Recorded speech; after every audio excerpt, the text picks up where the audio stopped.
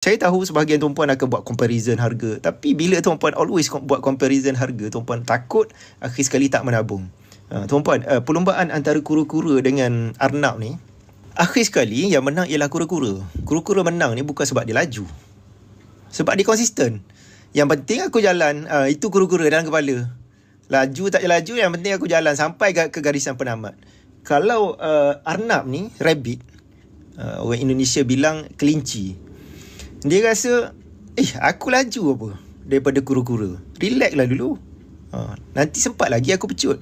Sama lah orang yang duk kira-kira harga macam tu. Aku pandai, aku buat comparison, aku buat analisis harga. Last kali emas dia tak bertambah. Yang tak tahu apa-apa ni, top up. Sebab tu kalau tuan-puan follow saya, tuan-puan akan perasan saya kurang sangat update pasal harga.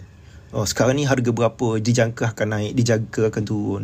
Sebab kalau saya bagi tahu jangkaan pun, kalau tuan-puan tak tambah tabung dengan emas, tak guna. Tuan-puan tahu reason kenapa naik, reason kenapa turun pun, emas tak tambah, tak kaya. Okay? Jadi yang penting ialah emas ni kena tambah secara konsisten. Okay.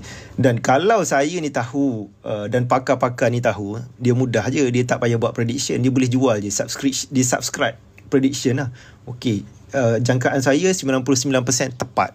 Jadi siapa nak untung, join lah, subscribe lah saya punya jangkaan, bayar saya bulan-bulan. Tapi tak ada pakar yang berani nak buat macam tu lah, sebab dia pun tak pasti. Okay.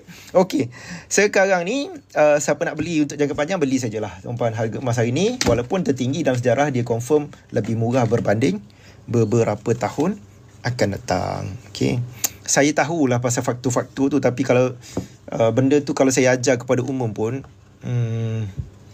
banyak orang payah nak faham. Jadi bila payah nak faham, complicated, kita akhir sekali tak menabung emas dan tak kaya. Dulu zaman mak kita, nenek kita, dia orang pun simpan emas juga. Tak ada pula dia tengok prediction berapa harga, analisis harga, graf apa semua, tak ada. Yang penting dia tahu emas bernilai dalam jangka panjang, ada duit, top up tabungan emas. Ada duit, top up tabungan emas. Okay. Gold bar baru 180 gram. Encik Zafarul. Okay, tahniah Encik Zafarul, terus menabung. Target at least lah satu keluarga ada 1 kilo emas. Harga gold bar macam mana ditentukan, Encik Azman? Public Gold ikut harga emas dunia lah. Harga emas dunia adalah dalam sistem dia tu, dia akan kira-kira, lepas tu dia akan keluar kat sini lah. Ini harga emas.